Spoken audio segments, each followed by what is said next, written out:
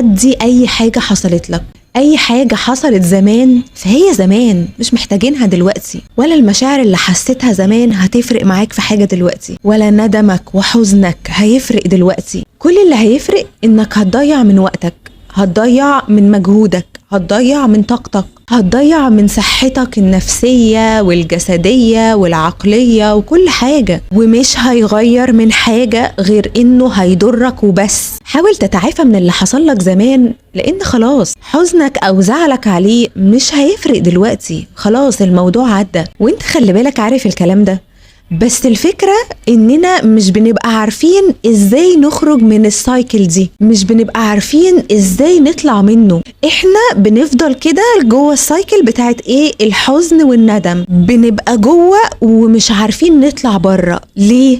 عشان دماغك مرتاحة جوه، دماغك بتبقى جوه مرتاحة عشان هي ما بتعملش حاجة جديدة. دماغك بتزعل، بتتضايق، بتقعد مع نفسها، تقعد تعيط وتتعصب، كلها طلبات سهلة، كل دي طلبات سهلة لدماغك، كلها حاجات مش محتاجة مجهود. لكن لو انت عايز تغير فعلا انت محتاج وقت، محتاج مجهود، محتاج طاقة، محتاج حاجات كتيرة قوي من دماغك مش قادرة عليها. لو انت موجوعة على علاقة قديمة كانت وحشة بتاخد من طاقتك، فانت دلوقتي محتاجة انك تكتشفي نفسك، تفهميها، ما ترجعيش لنفس الاشخاص اللي بتوجعك، تشتغلي على نفسك. فكل الحاجات دي مش سهلة لدماغك انها تفهمها، بالنسبة لها الموضوع متعب، الموضوع محتاج طاقة، محتاج مجهود، الموضوع صعب لدماغك. فبنلاقي نفسنا اننا عمالين نرجع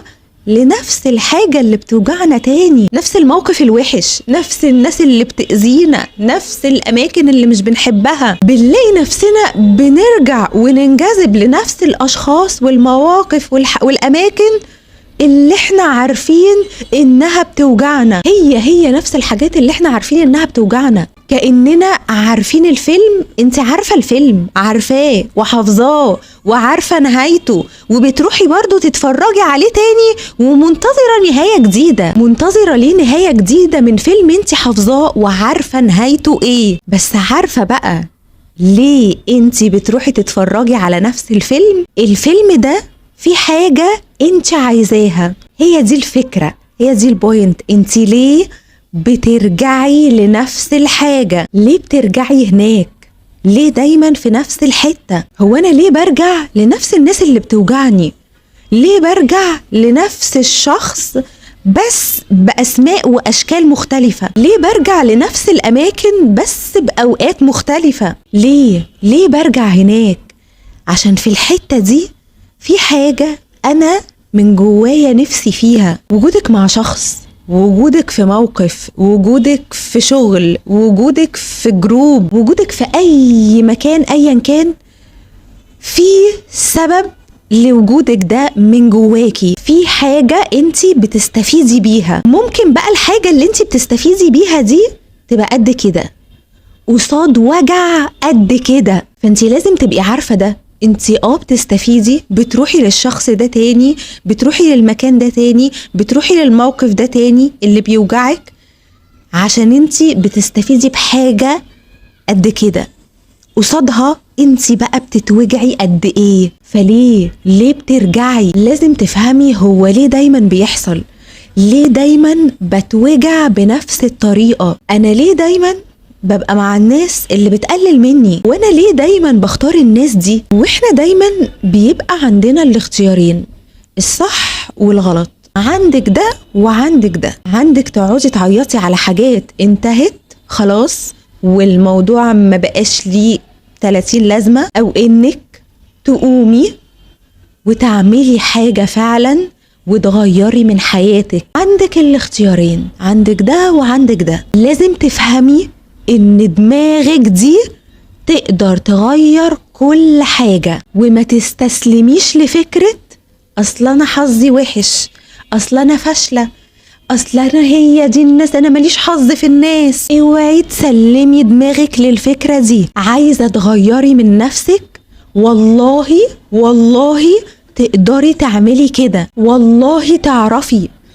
اكبر كذبة بنكذب بيها على نفسنا اننا ما نعرفش، بنسلم دماغنا للفكرة دي. انا ما اعرفش اعمل ده، انا ما اعرفش اعمل ده. والله لو حطيت في دماغك اي حاجة واشتغلت عليها هتعملها، انت بس اللي مكسل ومش عايز تتعب دماغك، مش عايز تبذل مجهود، مش عايز وجع دماغ. حتى في الناس اللي حواليك اللي بتختارهم في حياتك، بتختار الناس التوكسيك بالنسبة لك عشان مش عايز وجع دماغ، مش عايز حتى تبذل مجهود في ان انت تختار الناس الصح. مستسلم ومسلم دماغك للأفكار دي. فوق، والله العظيم نقدر نعمل اي حاجة طالما الحاجة دي مش حاجة خارج ارادتنا، حاجة كونية، حاجة في السياسة، حاجة في حياتي انا اقدر اعملها، اقدر اغير من حياتي، ومحدش هيجي يغيرها لي، محدش هيجي يحسن لي من حياتي، محدش في الدنيا دي كلها هيجي ينقذني عشان انت تبقى قاعد مستني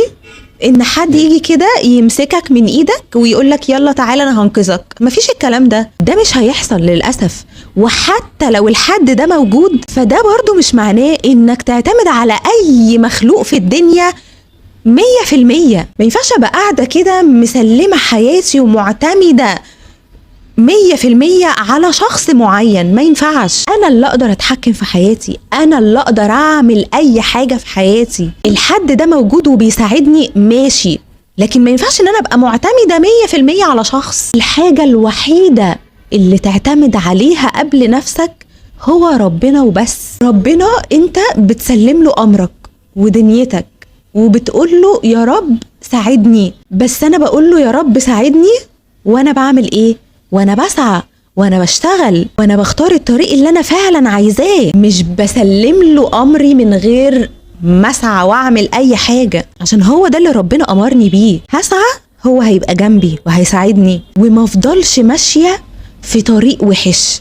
لان ربنا لو عايز يعلمني حاجة هيفضل يقعدني في نفس الموقف مرة واتنين وتلاتة و100 لحد ما اتعلم. هيفضل مقعدني في الطريق الوحش ده اللي انا اخترته لحد ما اتعلم واعرف ان انا في الطريق الغلط. في حاجة لازم تتعلمها، بطل تحط نفسك هناك، بطل تقلل من نفسك. ربنا بيقولك انا عايزك تفهم ده، ربنا بيقولك ده مش كويس ليك، وانت كل مرة بتعمل نفس الحاجة وعايز نتيجة مختلفة. لا، انت هتاخد نفس النتيجة وهتفضل تاخد نفس النتيجة لحد ما تتعلم. انت عمال تحل نفس المسألة بنفس الطريقة من غير ما تشوف حلول تانية. ما تدور، ما يمكن في حلول تانية، بس انت مكسل او خايف تواجه الحقيقة. والله دماغك تقدر تتحكم في كل حاجة، دماغك تقدر تتحكم في كل تصرفاتك،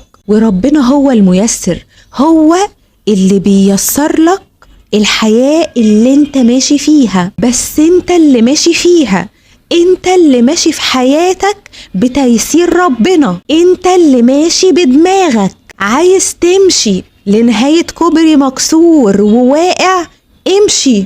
عايز تمشي في طريق المشاة وتبقى تمام وكويس عادي، امشي. عايز بقى تركب العربية وتسوق وتروح لحتة حلوة قوي وبعيدة ما كانش حد يقدر يوصل لها، اركب وامشي، اتعلم السواقة وامشي. فاوعى تستسلم وتيأس لدماغك وافكارك دي، واوعى تفضل تلف في دايرة الوجع. لازم تتعلم. وبس كده.